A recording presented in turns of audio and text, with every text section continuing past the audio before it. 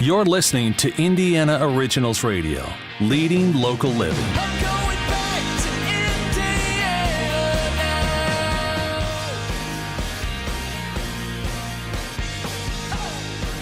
This is the first day on 93 WIBC. I'm Terry Stacy, and it is that time when we bring in one of our very favorite guests.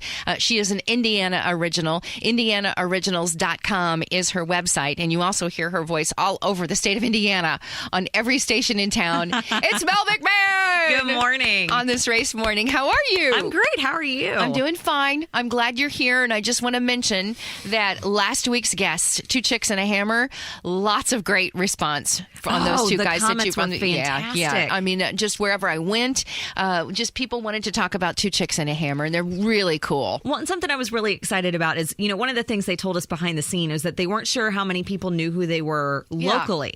Yeah. And I think it's just because, they're here, so they don't get that same kind of response as when they go someplace out of town, and they're, unique and different. Yeah. And there was so much local love for them. Yeah. It was fantastic. I think so too. And anyway, thank you for bringing them in. But you bring us great guests all the time. So you've got another Indiana original sitting right here in our studio. I do. Ron Hertenstein of Phoenix Commercial Finance Company. Yay! Thank you so much for joining us this morning. Well, thank you for inviting me. I hope we didn't set the bar too high after that little comment about Two Chicks and a Hammer. I'm not a chick, so I don't think I'm going to fill in that one. And I don't know what you do with a hammer. Ron, tell us about your company and what you do. We are an alternative source for business loans. The banking communities have their regulations and things that they do, and we work around that because we represent a number of different lenders around the country. So any business need that you have, we can find a way to get a solution for it through a loan. So what are some of the challenges that entrepreneurs have when they come to you that maybe a bank was not so secure to give them a loan? A lot of entrepreneurs in the startup phase have very, very difficult times with the banks because the banks want 2-year history. Well, if you're starting out a business, you can't have a 2-year history. So that's their first struggle. The second struggle they have with the bank, if they have any issues in credit, have any issues in their collateral, the banks will throw that back at them and say, we can't do that. Whereas we have ways to try to get around those things to find them the money that they need to get to where they want to go. What are some of the biggest challenges that you see that entrepreneurs have, not even just from a lending perspective, but maybe just even getting everything in order?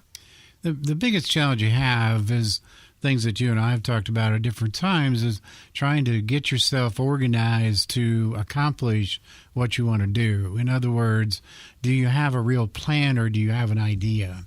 If you have a plan, you got something you can follow. If you just have an idea, you kind of bounce around inside the box saying, well, I think I got to do this, I think I got to do that. And then eventually you're going, I got to do something or I'm going to be broke.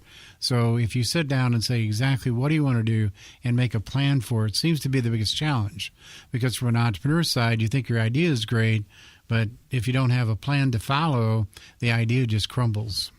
Well, I saw something on, I think it was Good Morning America the other day that said it was one of the Shark Tank guys, and he said something that, just really kind of hit me. And it's like, if you don't have sales, you don't have a business. It doesn't matter what you're doing. If you're not bringing in money, you don't have a business.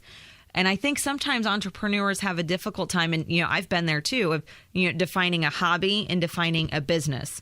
What do you tell people to make them figure out which one they have? And we go back to that same concept of a plan. What is it you want to do?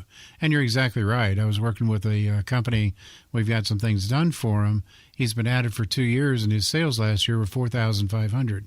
That doesn't do anything. It doesn't support even what he's trying to accomplish. And that's the direction we said, well, what is your plan? How are you going to attack your customer base that you've identified here? How are you going to specifically do it on a week-by-week basis or a daily basis? But you're exactly right. If you have no sales, you just have a hobby. You don't have a business. But should you allow for yourself? I oftentimes hear, it takes 2 years before you really are established and start to see some income. Is that true in this day and age, or that's changed a little bit? That's really true. That's why the banks say they want 2 years. They want to see that history. But you should, within 6 to 12 months, start realizing some kind of a profitability in it, some ability to do something. If you can't do it in 6 to 12 months, then you have to stop and say, okay, what am I doing wrong? How can I fix whatever it is I'm doing so I can get there?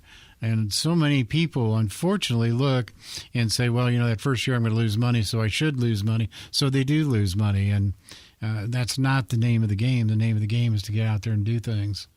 Well, and is that when you really start your company, is when you actually do take action and you actually do things, and it's not just kind of hanging out there, something you dabble in, something, I just want to see if this is going to catch on. I mean, is it even really a business at that point?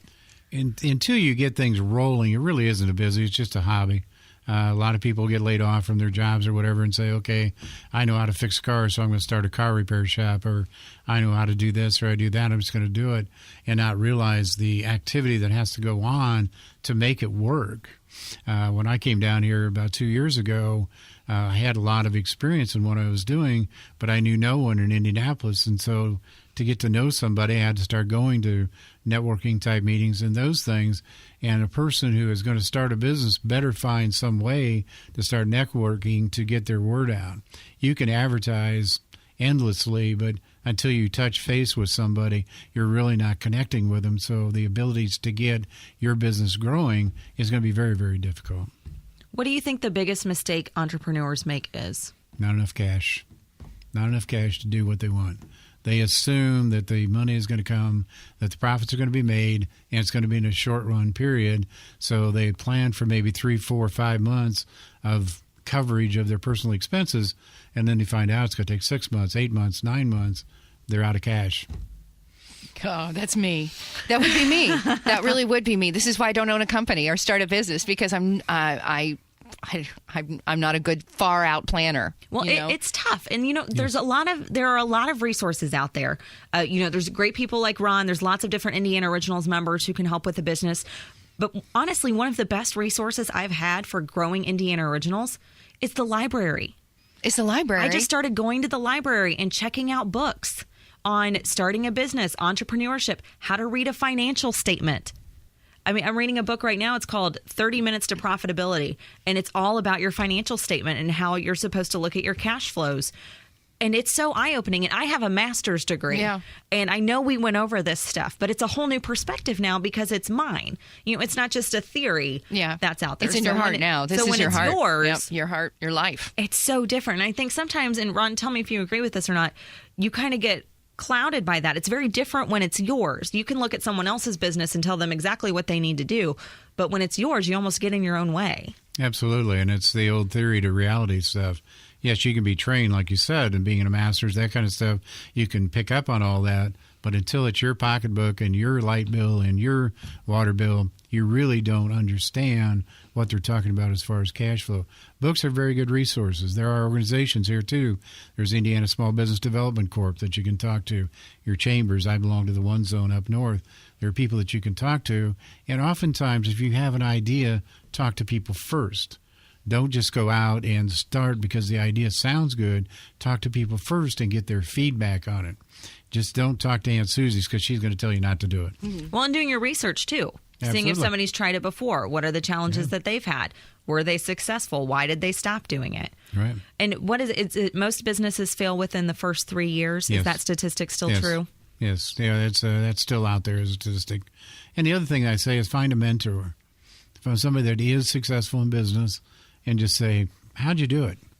Or find a way to find somebody that will introduce you to somebody. Say, just how did you do it? And something, too, that I found very, very helpful just going along this journey, and I think that's something that makes Indiana Originals unique, is I'm in that exact small business mode, too. I'm right there in the trenches with a lot of these businesses that are joining Indiana Originals that aren't as established as your company is, Ron. And it's finding an accountability partner.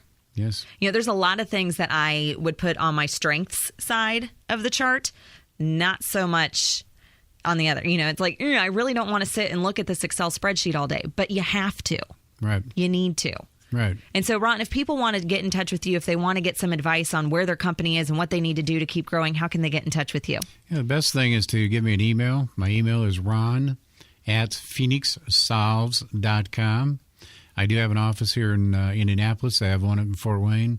My cell phone, though, 260-750-4942. You can catch me anywhere on the road with that.